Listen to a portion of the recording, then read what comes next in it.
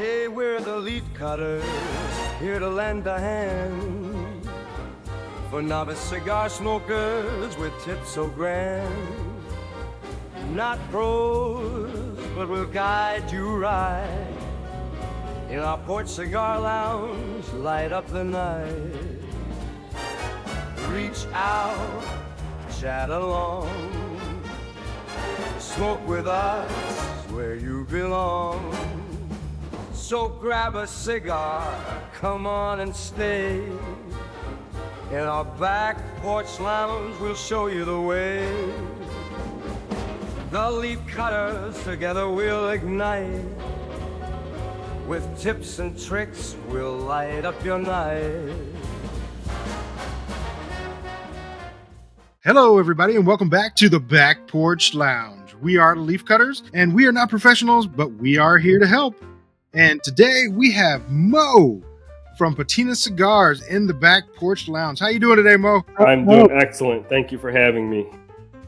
Oh, it's a pleasure to have you, man. We got a hold of your cigars, and they are smelling good, so we're excited to have you here. All right, man. I'm excited to be here. This is, All right. I always tell people that if it wasn't for you guys, there is zero chance anybody would ever hear about the majority of boutique brands. You know, so these different opportunities to be on podcasts and different things is an honor, man, and a privilege. Because like I said, it helps us get the word out about what we're trying to do. Yeah, man. And we're happy to do it. That's one of the things that we love here on the Leaf Cutters. We do promote a lot of boutique cigars. I think that's pretty much the bulk of what we've done so far. So it's kind of surprising. I don't know. I've smoked a Fuente. Yeah. You have smoked a Fuente. Yeah, there was that. And you got your ass reamed for it by Hector over at Espinosa. But it was a terrible experience. Hector I no longer Alfonso? smoke Fuentes. Yeah. Hector Alfonso over at Espinosa. Yeah, That was great. spent the night with him. Okay. Hey! Well, Hang on. this is the kind of story we need to hear. Does Hector's wife know about this? No, got to hang out with him in Nicaragua last time I was there. Kicked it with him. It was pretty cool, man. He's a cool dude. So yeah, he's a interesting cat in a good way. Yeah, I think he's a mean person, and no, he's wonderful. Yeah. I love him to death. Yeah. Were you at La Zona Palooza? No, we weren't. You had him on the show. We didn't really know about it until this year, honestly. So next year we'll probably try to give it a shot. Yeah, man. It's actually not too far from you guys where you're at. So because they do it in Miami, I think. Yeah, I think it's Miami. I think you're right. But today we are going to be all smoking different Patina cigars. Okay. I'm smoking the Patina Habano, Copper Habano. Okay. How about you, Andy? I have a fancy Somatra. Nice. It's pretty. All right. How about you, Grimm? I have a Habano. It didn't say anything else on the label, so I don't know if it has a title or something. Yeah, so it'll be the size of it. So bronze, copper, rustic, all of those are the names of the sizes. Oxidation? Oxidation will be a 6x56. Damn, right off the bat with the math. Yeah, right. Yeah, well, you're the vocabulary. I'm the numerator. Numerator. How about you, Robert? I have the bronze Habano. Okay. And Zack? I've got the Rustic Maduro. Awesome. All over the board. And normally with our show, as we light up, Robert usually has a question. So you got a question today for us, Robert?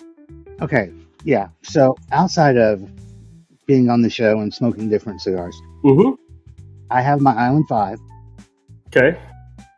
The question is, should I go any further on my regular smokes, my day-to-days? Okay, so what are your Island 5? They are the Roma Craft, anything Roma Craft. Okay. The Espinosa. Okay. Drew Estates, Perdomo, and Davidoff. Okay, but you got it. Okay, so typically when you're going to do a desert lineup, you got to break it down, Robert. This is not like, I'm going to take a whole, all 750 SKUs of Davidoff with me on an island. We got to break it down. We keep things realistic around here. So I need to know not just. All right, the Roma Craft Empress. Okay. Any particular Vitola in that? No. Okay. Whatever's free to airdrop. Yeah. Yeah. Just don't send it FedEx. The Drew Estates Fat Bottom Betty. Okay. The Perdomo Anniversary. Okay. The Davidoff number 3. Okay. And the Espinosa Knuckle Sandwich. Okay. All right. Now the Habano or the Maduro? The Maduro. Okay. The Connecticut for me, man. Oh, that's right. They do have a Connecticut now. That is correct. And it's damn good. Damn good. Yeah. I forgot about that. Yeah. Yep. They, so yeah, I mean, you can't really, now I'm interested. You picked the Fat Bottom Betty and you knew I was going to concentrate on that. So where in your rotation does that, because when I look at a rotation of cigars, what purpose does it serve, right?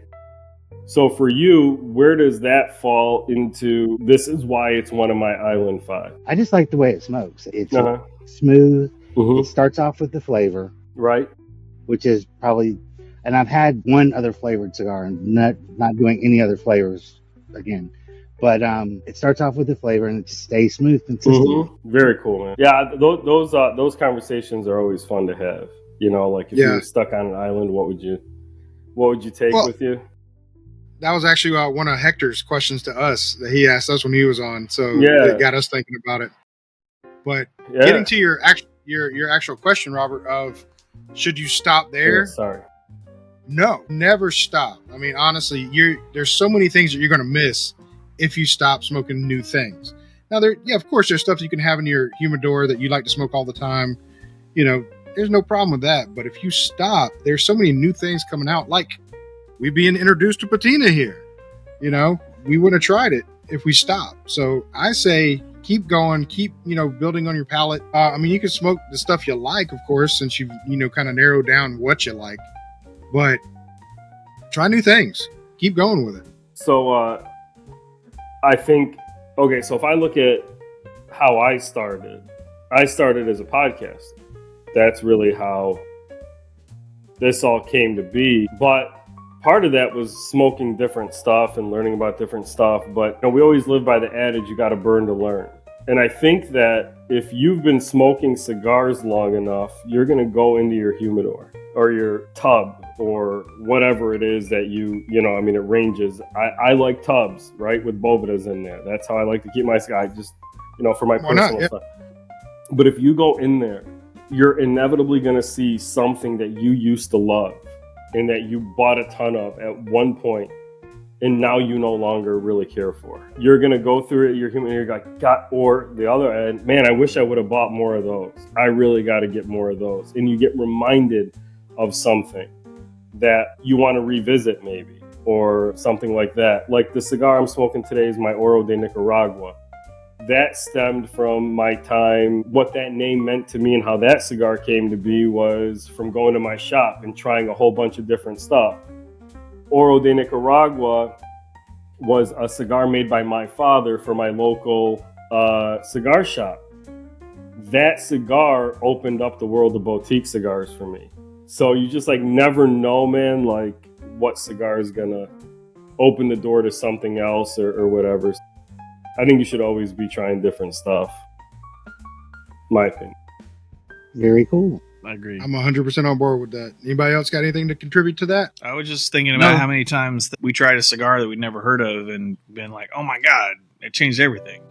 Yeah, absolutely. Yeah. You don't want to miss out on that if you just stop. Because there are a lot of people that, they just get what they like and that's it. They're not interested in anything else. And that's fine for them. But I'm just saying you're going to miss out on a lot if you do that. 100%, man. I think I can't imagine if, look, we all start we start with, imagine if I would have stopped at Swisher Sweets or Black and Milds, when I was 19 years old, right? Yeah. If I would have stopped at Acids, or whatever, no matter where your cigar journey started over the years and evolved to, it's just fun to keep trying different things, I think. But yeah, you're definitely going to have your home palette, right? Or your home rotation, for sure. But going back to that. What's that? My changes per payday. Yeah, right. I can see that too. But if I would have stopped at the Dutch Masters I started with. Yeah, that's right. I stopped a long time ago. Yeah, man. Long time ago. Yeah. Thanks for that flashback, Gibs. You're welcome, buddy. I knew that you would you'd be right there with me on that. I am. But we're going to go ahead and give a first impressions on our cigars after light up. I'm enjoying this so far. It's got there's a flavor to it that I can't quite put my palate on quite yet. But then again, I'm not the guy that pulls flavors out, so but there is a distinct flavor to it, but it's pleasant. Yeah, it's a good flavor. I like the smoke output on it. It's not too heavy, but it's not too light either. It's right there in the middle. Mm-hmm. And so far, it's kind of a medium cigar. Yes. And considering I've never had a patina before, I don't have any pre-expectations on it, so it could be a good thing for it. But I like it. I like it so far. It lit up well. No construction issues. I'm digging it. How about you, Andy? Well, you didn't expect it to be the best thing since sliced bread? I mean, sometimes it can be.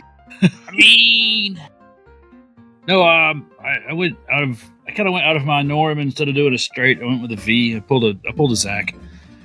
But so far the draw's good. It's got a good earthy kind of taste to it, being the Somatra. And I'm kind of waiting for that intensity to kind of pick up a little bit, and probably about another 10 minutes or so when I get.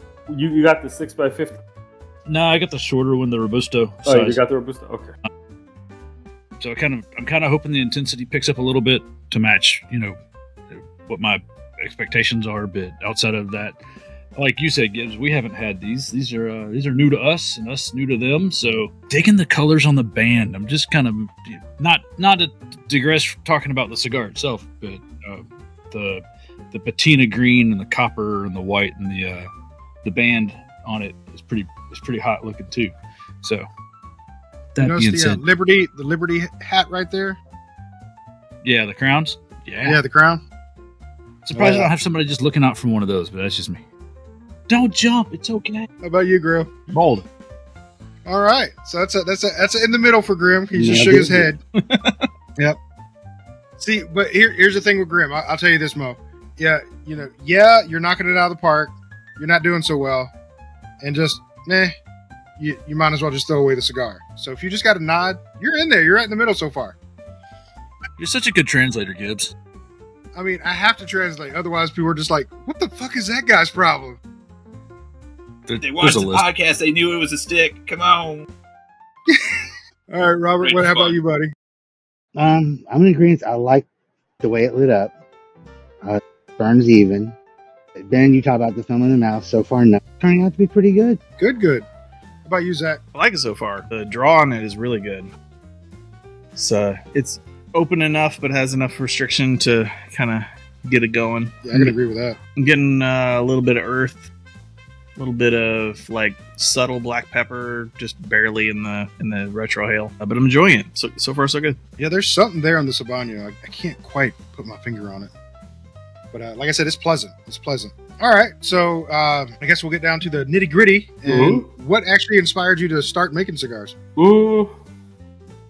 Man, really opportunity. So, like, just being sick of the corporate world, kind of. We started. Yeah, we started. My buddy and I started a podcast in 2014 called the Sultans of Smoke. So, as you know, that was really not, an early time for a cigar-related podcast. So that kind of went into, from there, we did a cigar with James Brown, a Black Label, for the podcast in 2016. That kind of opened the door for me wanting to kind of just do this because I really thought it was awesome and all of that. You got to remember, at that time, we were still worried about the FDA stuff, so that was a little scary. But man, I still went through with it and officially launched nationwide in 2017. So it's been about almost 8 years now. So yeah, it's been fun, heartbreaking, frustrating, fulfilling. Ultimately learned to just deal with it, man, and like, that's it. Like, it is somebody.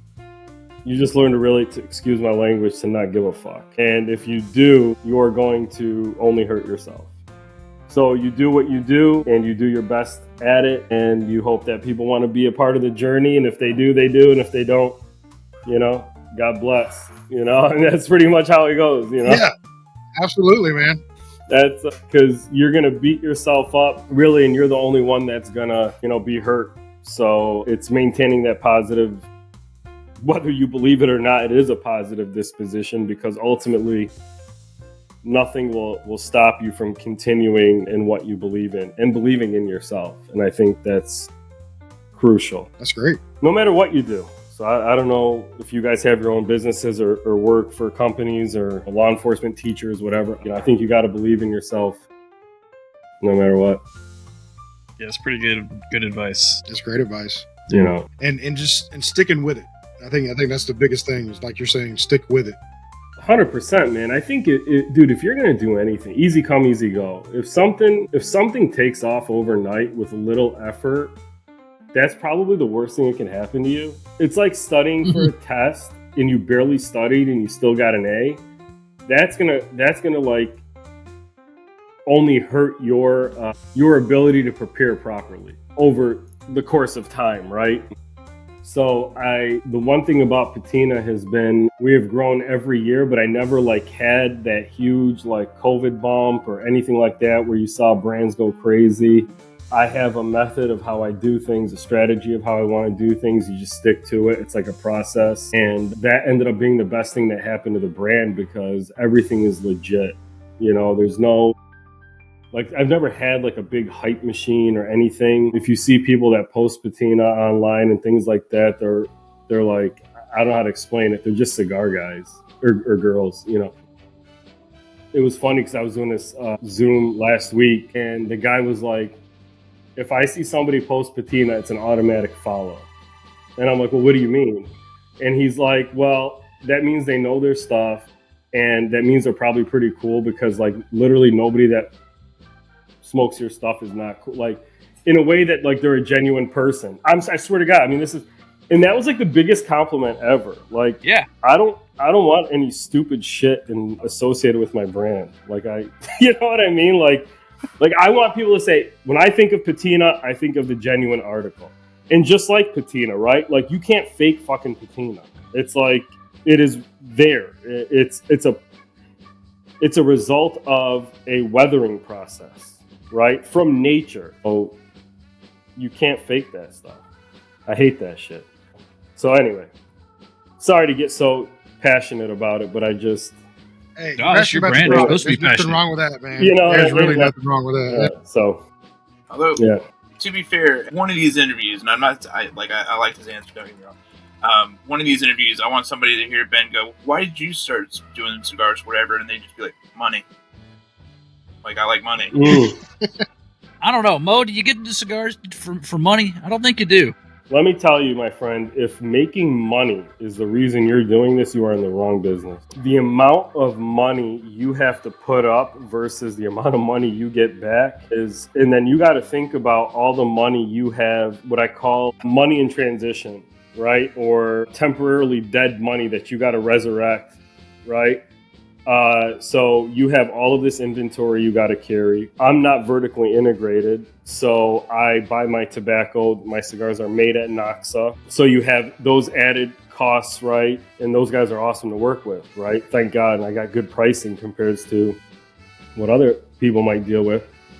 But it is not a fast money business, man. It just isn't, never has been, never will be, unless you come in with it with a ton of money and you just throw stuff at a wall and hopefully something sticks. But as we've seen time and again, the cigar community doesn't really seem to gravitate towards those brands either. I think there has to be, man, a legitimacy in your journey for people to be able to like relate to you, you know, or your brand. If you look at the guys who came before me that really paved the way in a lot of ways, like a Pete Johnson or Dion Giolotto or, you know, any of those guys, dude, it took years. I mean, there are still people I meet that will be like, I've never heard of Tata Wahed.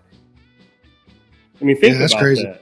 Think about that. That's crazy. The hottest boutique brand of probably the last 5 or 6 years is undoubtedly Foundation, right? Mm-hmm.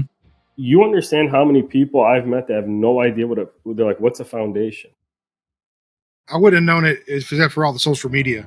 I would have known Foundation. So, really what you're looking at is a painstaking effort for people to give just enough of a shit about your brand that you could actually carve out a little bit of a living. Now, the industry does a massive disservice to itself with what it portrays in terms of lifestyle. And I will stick by that for eternity, because guys like in my position, man, we're whatever. We're not killing it, or we're trying to make a living, and basically, like I said, for me, man, it was just getting out of that corporate world. I hated that shit. So there's a saying in the cigar industry that always stuck with me, and it's like, if you ever want to make $1 million in the cigar industry, start with 2. Yeah, I think that's in line with the other quote, that if you want to start a cigar business, take your pile of money and light it on fire. Mm-hmm. Pretty much. I mean, if you think about the I knew enough about the industry, and also I worked retail too for a year to learn that end of it. Like, you realize, well, first of all, the money's in retail. I should have just opened a shop. And secondly, there's just, it's just a different animal, man. And like, that's assuming that your brand, think about, I've been doing it for almost 8 years, the number of brands that I've seen come and go, and brands that were much hotter than mine's ever been. So, I always say Patina can never be uncool, because it was never cool to begin with. So we're going to be around, baby. Fair. I dig it. All right. So I got another serious question for you. Yeah. Why don't you like Louisiana and Georgia? This is the closest place to get a Patina cigar, mm-hmm. for me, is Chattanooga, Tennessee. And for Andy, it's in Arkansas. I'm glad you looked that up, because I sure as hell didn't. Yeah, I did. I was like, if I wanted to go grab one of these, I was like, where do I have to go? And I was like, Chattanooga is the closest place, and that's 3 hours away. Yeah, man. And so is there any chance Patina's coming down here or going near Louisiana? So we are in one place in Louisiana, but it's, I believe, in Slidell, which is more closer to New Orleans. I ain't driving to Slidell. Yeah. So really, man, okay, and I don't know how familiar you guys are with the way, there's a couple different ways that you could really get your cigars to different markets, right? You could try to do it straight to consumer, but then shops aren't going to carry you.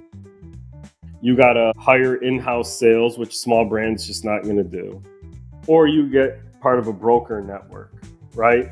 And so you have brokers that are representing your brand in different territories, and you are one of multiple brands that they may sell. We haven't had a broker on the ground really in that area for probably 6 of the 8 years of Patina. And that's just because really the options down there's just not a ton. And so, until we kind of figure out how that looks long term. But yeah, dude, I mean, like, I got to get back into Georgia and those areas. I mean, I have a rep that covers Louisiana, but he's just starting to make inroads in it. So, but yeah, in terms of Georgia, yeah, I mean, we haven't had an active broker on the ground probably since 2019, maybe 2018. Yeah. Well, just so you know, I mean, Atlanta is a big scene for cigars, mm-hmm. so you could probably do very well there. Yeah, man, we'll get back down there. It's just got to be the right time and the right person. You learn very quickly that who represents your brand is very important, because a lot of times they are the face of your brand in a given territory, because people might meet you once or twice, at a cut and light or something like that, but that person lives in that market, so they're the face of your brand, right? Yeah, and you notice I said Atlanta. I'm not hopeful for Noonan, because Noonan's not allowed to have nice things. So where's Noonan again? Noonan is like 30 miles south of Atlanta, Grimm? I think it's about 30 miles. Yeah, 30 miles to the southwest. And it's so weird, because in our area, within a 5-mile radius of me and Grimm, there are 5 cigar shops. Mm-hmm. And for some reason, these 5 cigar shops do not carry boutique whatsoever. I mean, if they do, it's one that's pretty much crossed the boutique and gone into a more of a mainstream, but boutique they just don't do. I don't get it. So Ben, here's the thing, man. We've been talking about this for a little while. We have seen a shift, really starting right before COVID, of a lot of retailers kind of going back to focusing on the bigger brands. And, you could say, man, there's a lot of different reasons for that. Partly, I mean, boutique brands maybe didn't do themselves a service with the way they did certain things and, all of that. But certainly also not able to give the deals that some of the bigger brands are able to give. So there's a bunch of different reasons of why that might be. I saw that you guys did a buying online versus in the humidor and kind of talked about that stuff too. But even like post-COVID, man, like you don't see the level of cigar-centric people in cigar lounges as much. Okay, and I think so. What came first, the chicken or the egg? Did the retailer stop really focusing on that type of customer, or did that type of customer really stop going to the lounge, so the lounge started just focusing more on big brands? I don't know the answer to that. I've heard arguments on both sides of it, but certainly, man, it's hard enough to get a small brand into a humidor. But the other thing too is typically for us to be really successful in a humidor, we kind of need a brand champion. And with the amount of turnover and stuff like that in lounges these days, it's really hard to keep that consistently. It used to be you would go into a shop and you'd really create a relationship with the people that work there and things like that. And they'd be there 6 months, a year later, 2 years later, but it's really not as much the case anymore. So it's just a different ball game, man. It's a different way to do things. And you're right. I mean, and it's sad the way that, the brick and mortars are going right now. They are trying to keep their regulars in and things like that. They're not so much trying to reach out to somebody who's looking for something different than the mainstream, your Perdomos, your Fuentes, your stuff that you see in every single humidor that you go into. And there's nothing wrong with those brands. Don't get me wrong. There's nothing wrong with those lines. But, we've gotten to the point where we like the boutiques. We like to try the different ones. Well, so it's just harder. It's tough, right? It's like, I got to carry on my shelf what I know is going to turn quickly or whatever. And you can't get mad at people for that. So you look at it like, all right, I got to take it upon myself to make it to where people recognize the brand as being able to be put on a shelf and people are going to buy it. That's really what it comes down to, man. Like you could say whatever you want, but really that's what it is. Nobody wants to put, it's not, a humidor is not a museum, right? Yeah, so. You're right. You're absolutely right. And that's why we're trying to bring a lot more light to that. Yeah. By bringing out a little bit more of the boutique and telling you, okay, this is a good smoke. You should really, really consider looking into it, things like that. And since I've been yapping, how are we doing on our cigars? Are we about halfway? Sure. I mean, I got 2 out here, so I got all afternoon, man. And do we want to do a midway review? Sure. Okay. All right. For mine, still have that distinct flavor, but I cannot put a word to it. It's really hard to say. I mean, it's not quite earthy, like Andy was saying earlier. It's not that at all. Is it citrusy? No, it's not even like a citrus flavor to it. It's something really distinct. But I mean, as soon as I get off this podcast, I'll be like, oh yeah, that's what it was. Is it Christmassy? Is it cardamom? No, it is not Christmassy, and it's not cardamom. Shut up. It's a deep seated thing that's just crap. Okay.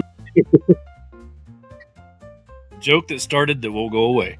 That will not go away, for God's sakes. I apologize for my contribution to that joke. No, you don't. You did start it. I've recently gone back Zack and watched did start all, it. and you did start. So much for being serious. No, I was kidding. No, it's full flavored. I do like it. It's still about a medium body cigar, and I'm not hating it for it. I don't want it to get any stronger. I like it right where it is. But so far, I am digging it. I do like it. How about you, Andy? Smoking cigars? Yeah, that's right. That's what we're doing. I'm gonna pull a Grimm. It's good. It still continues to smoke really well. It's got a good. I saw somebody else use this word earlier, and I know what it means. I just hate using it. It's got a good mouthfeel. It just sounds gay, but okay. No, I get it. It's a term. That makes sense. Yeah. It's still got some of that earthiness to it, but it's starting to pick up a little bit in the intensity, being close to halfway. To me, it's more of a medium full, not quite. We're not getting close to full, but we're edging kind of that direction, which is fine because that's kind of what I expect, from a good Sumatran. So, But yeah, I mean, I'm digging it. I kind of wish I'd bought 2 of these, but I wanted to try more than just one, so I got this and the Manio to try later. Nice. How about you, Grimm? It smokes like a fine leather. So, have you smoked a lot of boots here lately? I just need to know. Arnie boots to be exact, but nah, yeah. Wonderful. Wonderful. Wunderbar. How about you, Robert? Well, thus far, I have to say, this has. Okay, I've only found. I haven't been smoking as long as them, so I don't know all the terminology and all. But there's something to this that I've only found one other place. It's a aftertaste. It's something, but I've only had it in the Roma Craft cigars. It's a wonderful thing that I taste. I don't know what it is, but definitely a very good cigar. I really enjoy this. I'm enjoying this shit out of it, rather. Thanks. Yeah, definitely. And it's burning even. No problems with it. I like it. You guys are sitting outside. All of you are outside. All of us are outside. Okay. We understand that it's 17 degrees, Mo, and you don't want to sit outside. It's okay. Yeah. No, I apologize. How about you, Zach? Still continuing to be good. I was listening to Mo talk and he said citrus, and I immediately picked up on like a citrus peel note that I'd never picked out of a cigar before, which I thought was kind of interesting. And that may have just been because you put the words in my brain, but it's definitely complimentary to the cigar. I'm digging that. So far so good. Enjoying it. Mo, what are you smoking? The Oro de Nicaragua Mm-hmm. in a 6.5 by 54. 6.25 by 54. I apologize. That comes in multiple sizes, but yeah, that's the size one. So going back to that one, the Oro de Nicaragua, like you were saying earlier, you got the name from my father. Did you? No. So just to clarify, I'm sorry, man. The shop owned the name Oro de Nicaragua. My father just made it for them. If that makes sense. That makes sense. Yeah. So I ended up buying the name from the retailer, and that's how. Gotcha. Yeah. I knew you had to get it from somebody. I thought it was from my father. So yeah, because I used to work for them, and so that cigar had special meaning. That's where after I left my corporate job, I went and worked for them for a year while patinas were being made to learn the retail end of it. So yeah, this wasn't just like, I have I'm like, loaded. I'm gonna go start a cigar, but no, dude, like this is like. This is like a labor of love and in true wanting to create something of my own. It wasn't, like I said, I make way less fucking money now than I did when I was working. Way less. But so you sold the corporate jet, I understand. Yeah, right. No, never that. But there's no steady paycheck. There's no, this is all, it's what it is, man. You hope to get to a point to where it all makes it worth it, but a lot of sacrifice goes into it too. Yeah. But with that, did you try to redo the brand that was actually at your store? Yeah. Or did you? No. This is all my personality. Okay. It was more so the name of it that really meant something to me. Like I said, man, that cigar, that was the gateway to the boutique world for me. That opened the door to Tatuaje, and you got to remember at that time, my father was still pretty boutique, right? So but it opened the door to Tatuaje and Illusione, and then Roma Craft, and then all of that stuff that I would consider to be things that influenced me in my journey, if that makes sense. Are you from Chicago? Yes. Illusione. That sold me for it. Definitely the Chicago pronunciation. Yeah, Illusione, I don't know. But I know that those cigars are, Epernay, ECCJ are two of my favorite cigars of all time. Yeah. So we were talking a little bit. Boutique. Sorry. Yeah, they were boutique. Not so much anymore. Mm-mm. You were talking earlier about, brick and mortars versus online. What do you do better in? Do you do better in brick and mortar? Because I see that you're in several brick and mortars, but you also have a lot of online presence. So, the big online for me is really Small Batch. They're probably the biggest online. Black Line Luxuries does pretty solid, and then CDM Cigars does So those are probably my big three. I don't focus online in any way, shape, or form. I prefer to be in brick and mortar, overall. But, man, ultimately you want to... I think about every relationship you have in your life, whether it's personal, professional, in anything. You want to be around people that want to be around you. And those relationships have the most chance of being successful. If I got to go force people to bring in the product, or not force people, that's the wrong word. If I have to try to really convince somebody to bring it in, it's probably not going to be a very good relationship. One of us is going to feel like that balance is off, right?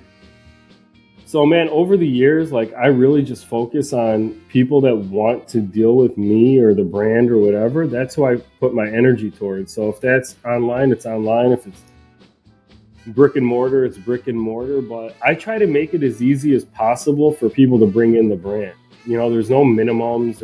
In fact, if anything, I would put a maximum on it, not a minimum, because I don't want somebody to order 40 boxes and then for whatever reason it just doesn't, and then they hate you and all of that. So I'd rather build slowly with people. I've gotten to the point where it's I feel that those are always the best relationships. So that's what I focus on. So, okay. Speaking of boxes and what, and trying to get brand out, what is your production your mass, I don't want to say mass production, but what do your kind of numbers look like at the end of the year? How many, kind of average, how many cigars are you producing? Because I know we've talked to other boutiques, and we know that they stop making X number, they only make X number of cigars per year. Yeah, so I can tell you that's not a problem.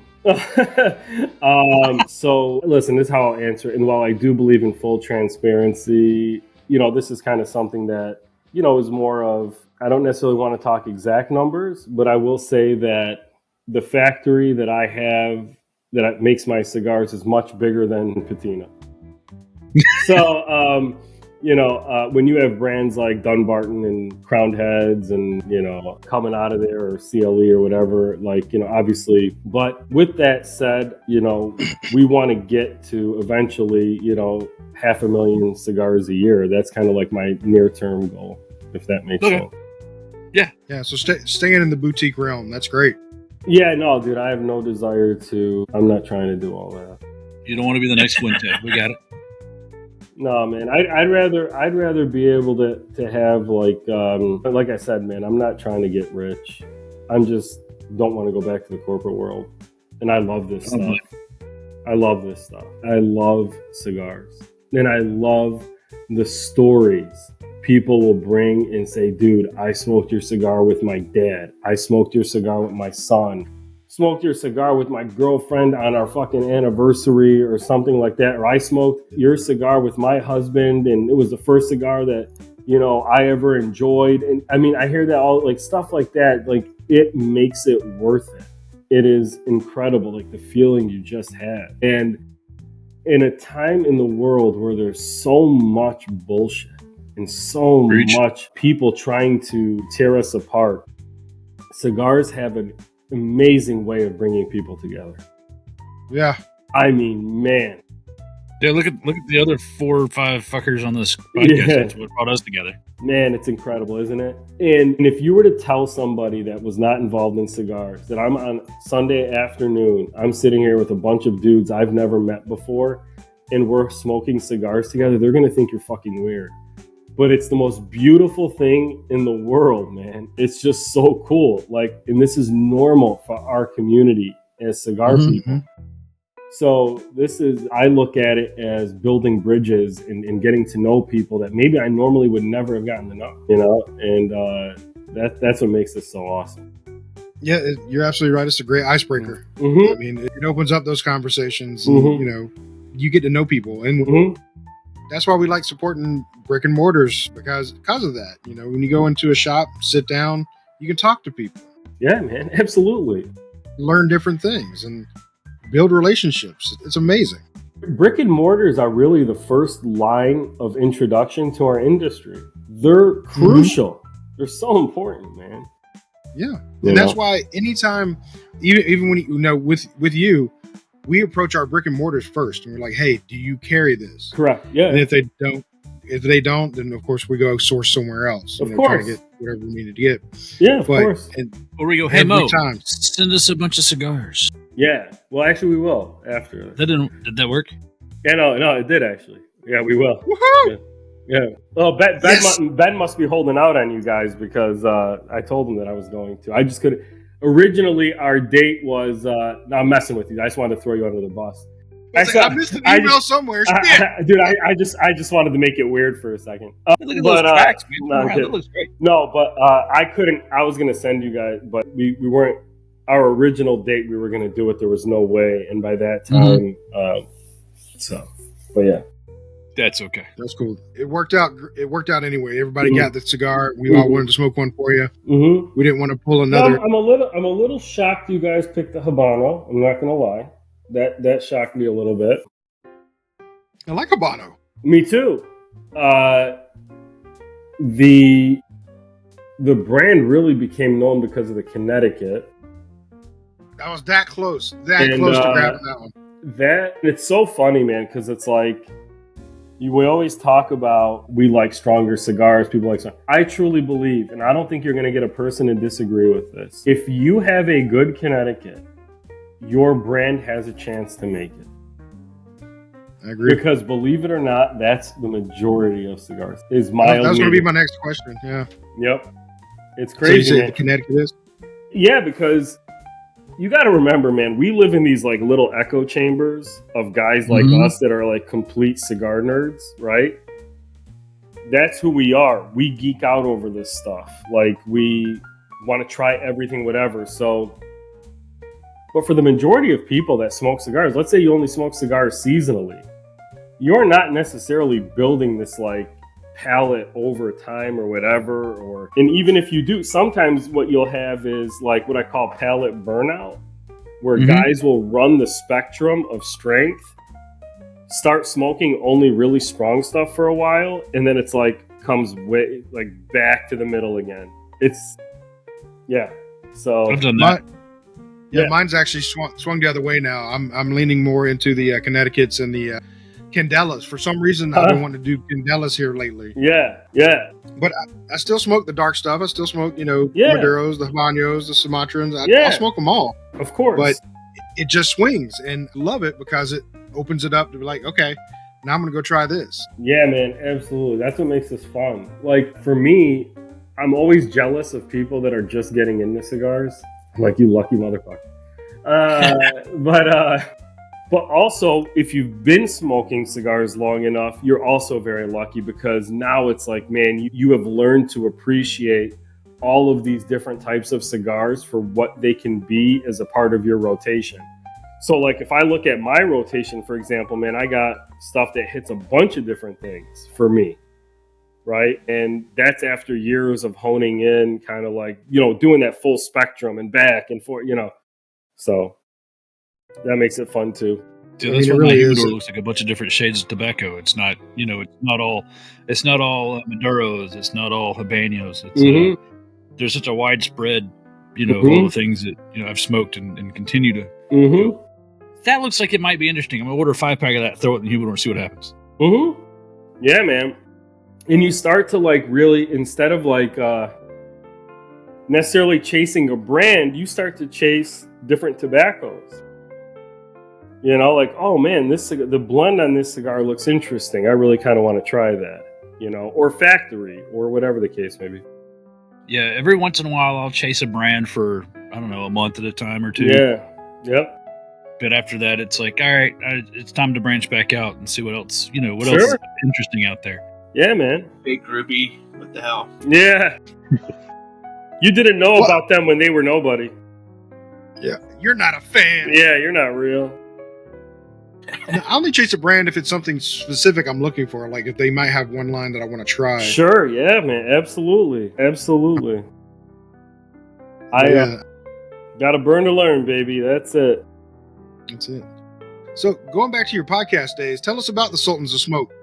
Yeah, dude, it was just we started it. So I had moved to Tulsa, Oklahoma for a few years for a job. My buddy and I wanted to keep in touch when I moved back to Illinois. And that's how we decided to do it. We're like, hey, man, there's really nobody talking about this stuff. I mean, there was a couple at that time. But it really started as a cigar review blog. And we reviewed cigars based on Arnold Schwarzenegger and Sylvester Stallone movies. So that was our rating system. And man, before we knew it, we were getting like cigars sent to us from like Famous, and then we were like some of the first people to ever review like Southern Draw and Fratello and, you know, House of Emilio and Black Label. And that's what introduced us to Black Label and all that, to be able to do the cigar with them. Was James had just bought Oveja Negra. He left the factory, was originally making the cigars, bought his own factory. So that kind of opened that up. So, and then we went into the podcast and all of that. And so that's just kind of how it happened. That's awesome that you mentioned Schwarzenegger and Stallone. They've come up quite a few times on ours as well. Yeah, I mean, I think that if you're, you know, in terms of pop culture people involved with cigars, those are two of the first that you're probably going to think about. Well, absolutely. Right? You know, and does that bring up the pop culture question that we've been bringing up with guests so far? Sure, why not? What was your take? So we've asked this of two of about our... the Diddy stuff, is it? Oh, God, no. I mean, unless you got a copy of the list. I just wanted to make sure I wasn't, you know. No, we're just going to slide away from that one. Okay, I just wanted to get ahead of it in case it was coming. Dude, you have to cut that out. That way we don't end up on a list, Gibs. Yeah, that's a slippery one. That's a slippery one. Yeah, it is.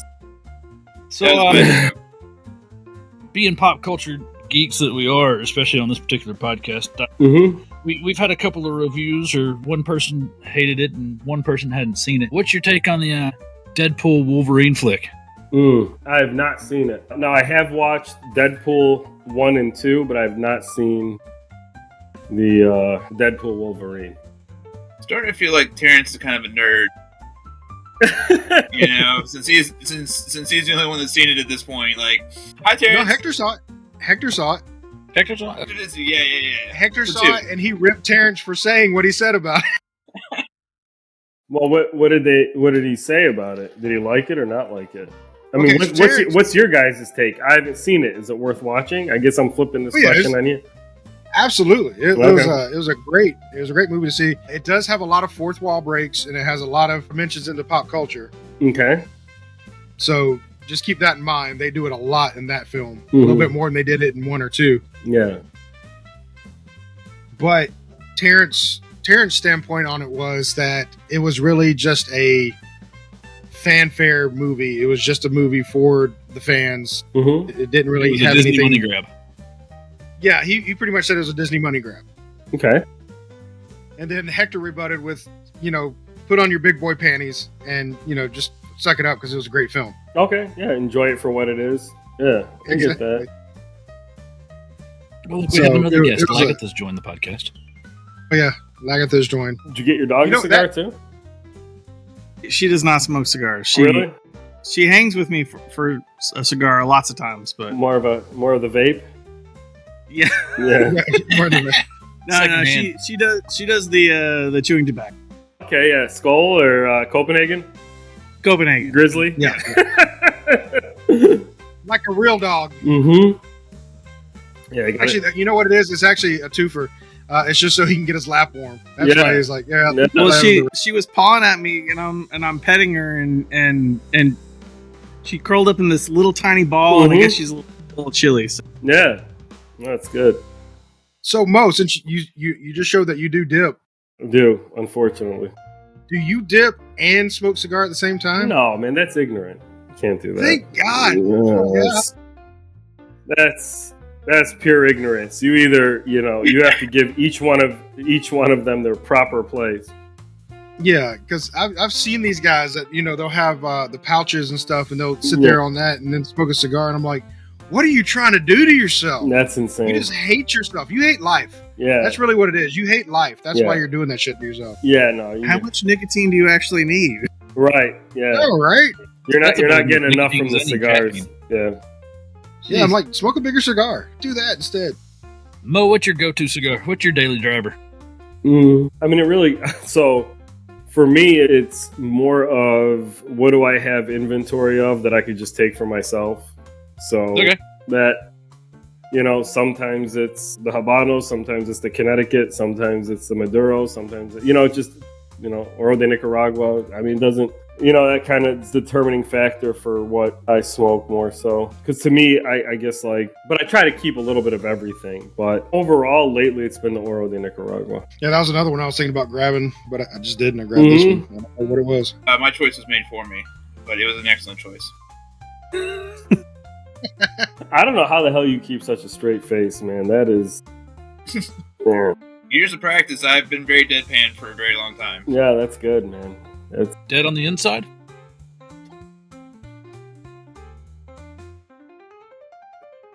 Love you, Grimm.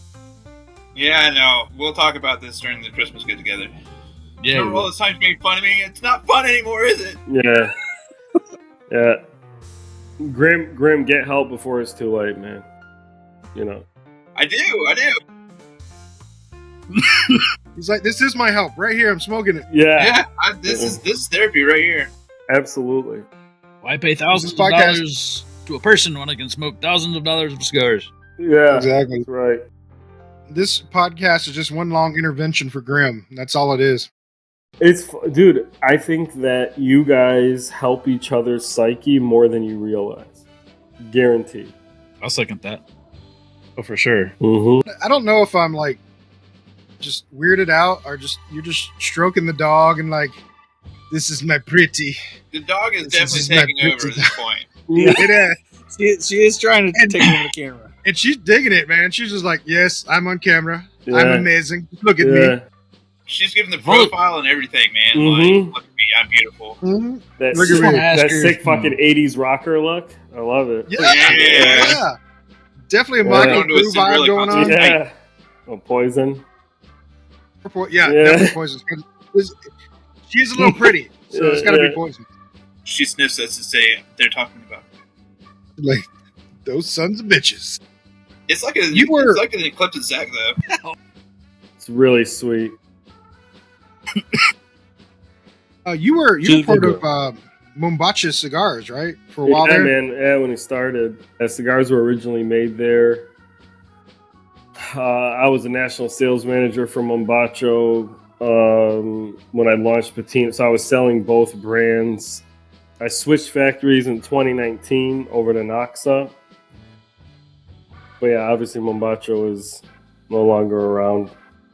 Yeah. But yeah, man, they had a really cool setup in Granada, Nicaragua, where they basically converted an old mansion into a cigar factory. It was really, really cool.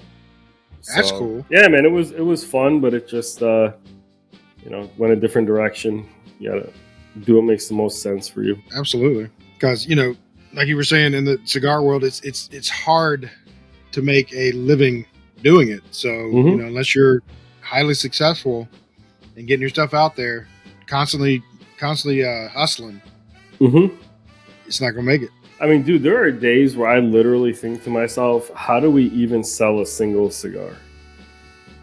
Like, when you think about just walking into a humidor. Like, it's incredible. Like, when you even just think about, like, where I started, where it is now, and I still think to myself, like, I don't even know how we sell one. You know what I mean? Like, yeah. With all the money that is put in from other places, all the competition, all the constant releases, and you find a way to carve out this piece for yourself that continues to grow is pretty cool. So, but it's never ending, man, for sure. And how about all the hate that you get, from social media? And I'm not talking about people, because the cigar community, they are always propping each other up, no matter who it is. Yeah. Because even the podcast people, we don't fight between each other. We help each other out, no matter what. We help each other out. Right. But social media itself just hates anything tobacco. Yeah. So it's really hard to, push yourself out there, get your name out there, even have your nice pictures of your cigars out there. Because they shut them down. Real quick, was that a Mustang that just drove by somebody? No, it's somebody with a small penis. Oh, okay. Or is that like a muffler delete? Because, Mustangs have that very distinct... Anyway, so, unless it's a V6, no offense. But Robert. The interesting thing, they make it, especially now, more than any time I could remember. Like, I don't even, like, Patina doesn't even get all the times it's tagged or mentioned, because I love to give recognition to the people that take time to post a cigar, right? Like, or have spent their money on the cigar. Like, I want to recognize them. I have literally sent, I think I'm up to 5 now, notices or like reports to Instagram saying I'm not being notified of people tagging the brand or whatever. Nothing. And it's like really frustrating because, especially as a smaller brand, my way of building it is by connection with people. Mm-hmm. There's only so much the retailer could do. There's only so much the brokers could do. A lot of it is stuff like this where we get to like actually talk and BS and all that. So it's really frustrating, man. I mean, and I'm not going to go spend 40, 50 grand on something in Cigar Aficionado. I'm just not doing that. So yeah, they make it they already make something difficult even harder, unfortunately. Yeah. For And sure. we're seeing that just as much as you guys are. Mm-hmm. You know, they we're not in the algorithms. They take us out. Only people that are subscribed to us can see us. Mm-hmm. It's tough, but again, it's amazing to see the cigar community, how much they get behind you Yeah. and push you up there. It's pretty wild is what it is. Yeah, man. And we have to, because all we have is each other. That's it. That brings up an interesting question. Now that you mentioned it, and I think it's the first time anybody's mentioned Aficionado, the magazine. Mm-hmm. And there's not a ton of cigar magazines out there. Right. I can think of 2 off the top of my head. It's that one and Cigar Snob. Yep. Which one do you prefer? Man, I'd be lying if I answered that. I don't think I've ever. That's just not. I don't pay. I can't for my own well-being pay attention. No, to any that's of that cool. stuff. Yeah, don't you know blame what I mean. I don't really pay attention to that stuff. I know it sounds crazy. I don't know that I've picked up an issue of either, unless I'm at a B&M and it just happens to be there because I'm not talking to anybody. Yeah, I mean, these days, I'll jump on Half Wheel or Cigar Coop or, developing palettes or something like that just to see, or Dojo, just to see kind of what's going on. But I don't, in terms of the magazines, I don't really. I'm just curious. Yeah. Yeah. And I Like wasn't. said, Yeah, but in a while. Yeah, I mean. I don't know why they put so much stock. Well, I know why they put so much stock into Cigar Aficionado, because that's supposedly the end all be all of it, right? But like you were saying, like Half Wheel to me is a much better source of finding out information about cigars. But here's the thing, Ben, is I'll give you the greatest example of this, because when I was working retail, it was 2017, and Andalusian Bull, we got it in. Nobody wanted it. I'm not paying $17 for an LFD. Give me my $8, DL700, whatever. At that time, $9, whatever. That Cigar Aficionado came out number 1. All of a sudden, everybody wanted that cigar. And at that time, the Luzioni Hot 10 won number 1 cigar of the year at Half Wheel. We're like, well, we don't have the number 1 from Aficionado. We got the number 1 cigar from Half Wheel. Now, mind you, this is a long time ago, and Half Wheel's much better known now. But, like, what's Half Wheel? So, unless you're really, really into cigars, you're really not even going to know what Half Wheel is. But from every level of cigar consumer, everybody knows Aficionado. I'd say that's the difference. Yeah, and that's what I was saying. I mean, they're the end all be all, because they were kind of the ones that started doing, featurettes on cigars and, bringing in the celebrities and, showing all this stuff to people. And it was a widely spread way of getting the information out. Yes. Before internet, and before, people started doing reviews and stuff online. For sure. And I've kind of, and I know this is going to sound crazy, but as I've gotten, I don't know, man, like I think the whole celebrity culture, all of that, I'm just over that stuff at this point in my life. Like I don't know. I don't know how to explain it. I don't know what's changed, but I don't need any of that. Like I'd rather just go to Half Wheel and read about something. Like, I don't care what celebrity smokes what cigar, and I'm not trying to be a jagoff or like, I just don't care. Like, the level of celebrity worship and athlete worship, like in our, like, to me is disgusting. Like, what are we doing? You know what I mean? But I do want to know what Ben's smoking. I do want to know what Robert's smoking. I want to know what Andy's smoking. I want to know what Zack's smoking. I want to know what Grimm's smoking. I don't care Grimm, what. you matter. Yeah. You matter, Grimm. Yeah. Grimm's at the monastery right now. But he's about to. It's cold. Yeah. Dude, it's 60 degrees by you, isn't it? No, that's me. Well, that's Andy. Yeah, it's Andy. He's still in shorts, probably. Oh, No, he's in jeans, and I got a long sleeve T-shirt, man. It's freezing. Okay. Yeah, but I just, it's like, I don't, whatever. Well, we've had that same conversation about, celebrities, and Mhm. my take on it is the celebrities that actually get into their cigar and actually, from beginning to promoting it to keep promoting it. Yeah. Those are the ones I do respect. Sure. Like, best example, just because we've had him on recently, was Guy Fieri. Hector was talking about Guy Hector. Fieri. Sure. Yeah. He was there from the beginning. He went in, he made sure he got the blend that he wanted. He made sure that, he signed off on things, and then he promoted it. And he continues to promote it. Yeah, no, I get that. If they can get behind their cigar and they have a good tasting cigar, I got you. Somebody who slaps their name on it, I'm not even interested. Yeah, but let me ask you a question. Why are we making excuses for people that are already have made it in something? Why do we consider their efforts to be greater than someone like Mike Rosales, who you had on recently, or me, or Nick Melillo, or Steve Saka, why do we, as a culture and a society, place these emphases on these people? Like, and that's not to knock Guy Fieri or anything like that. Like, I love diners and all that stuff. Like, that has nothing to do with this. He's an exception, though. He's an exception just because he's a chef.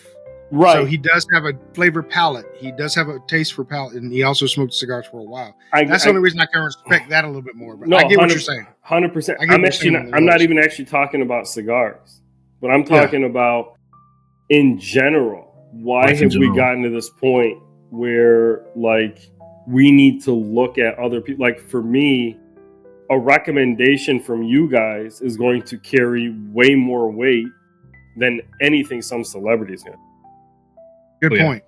Great point. You know what I'm saying? Like, period. I mean, unless I run into Ed Harris at the cigar shop, and ask him, hey buddy, what are you smoking, and have a sit down and conversation with him. I don't care what he's smoking.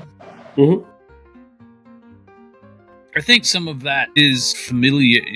I don't know. It's I want to say familiarity. We're used to seeing these people's faces. Yeah, I understand that. And we see them in our homes per se. All the time, where we don't see the people we meet at the cigar shop all the time. Right. But yeah, no, I get that. Their opinions don't make a whole hill of beans worth of difference. Right. Most of the time. 100. I guess what I'm trying to say is nobody needs to look up to anybody. You're just as important. I'm just as important, and everybody else is just as important. You know what I mean? And that's it. I guess that's kind of my whole point in everything, is that we need to stop putting people on pedestals and shit like that. You know what I mean? That's all. Yeah, the celebrity endorsement thing always feels a little bit forced and fake. Kind of like what you were saying. It's fake patina. Yeah. It's not real. Yep. It's painted on. Yeah. It's painted on. Sadly, I know about that. I worked in an arts and crafts stores in high school. There you go. Yeah. When you started talking about patina being natural, when you let copper and just kind of sit out and do its thing, you get that patina. Or you can go to Michael's and you can buy a jar of it and paint it on whatever the hell you want to paint on. 100%. There you go. Yep. Baked patina. All right. So this is burning my fingers, so I think I'm going to have to rate it. Everybody else about ready to rate theirs? No, I want to light up the other one. You guys got cigar daggers, huh? You guys got the picks? Andy, yeah, we have the pick. Andy actually has a cigar dagger cigar. I do. Oh, is that right? Yeah. No kidding. Yeah, he makes some cool stuff. He makes some. He cool really stuff. does.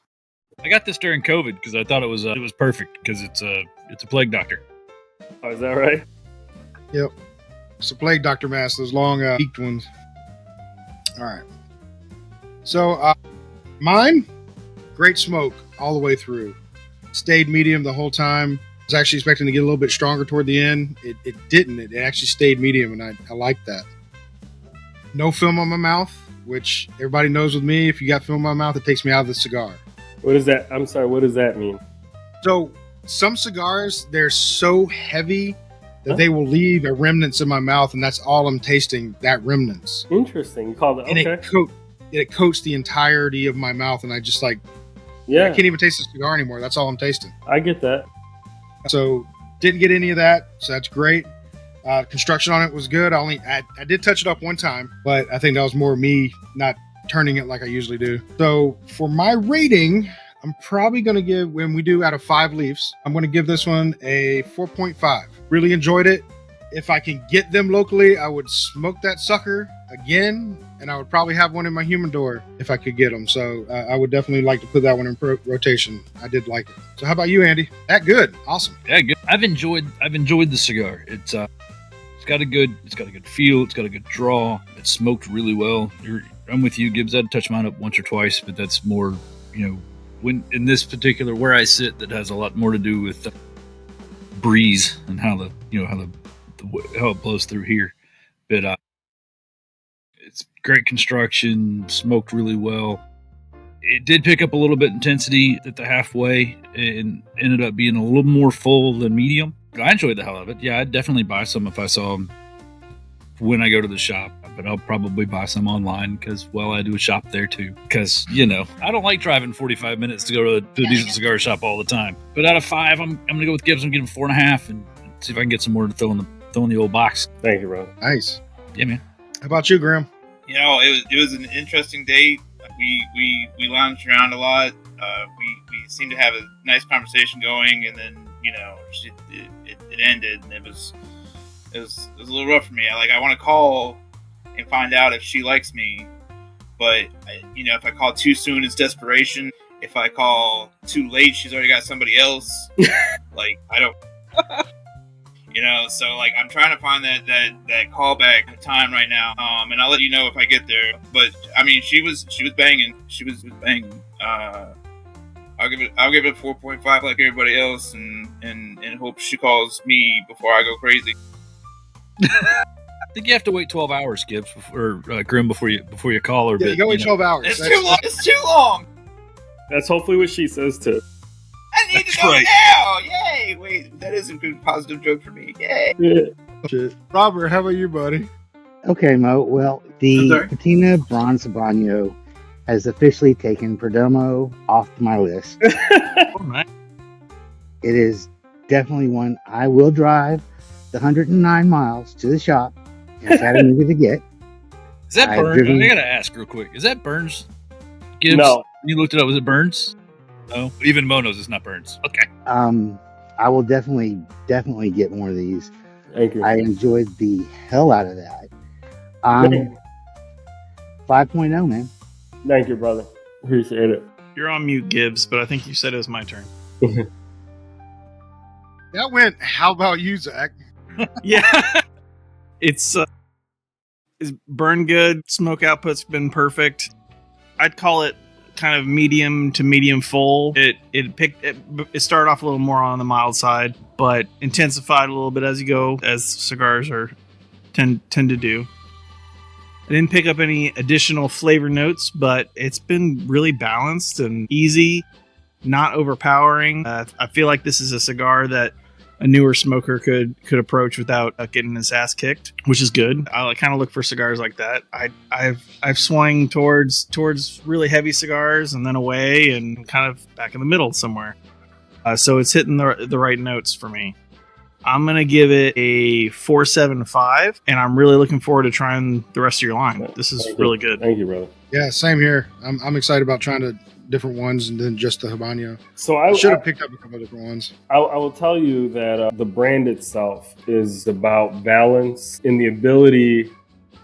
When we talk about Cuban cigars, for example, why do people typically same thing. Why do people typically why do Connecticut's sell better than? It's that ability to be able to smoke a cigar back to back, like where you're, like you said, that film is not on.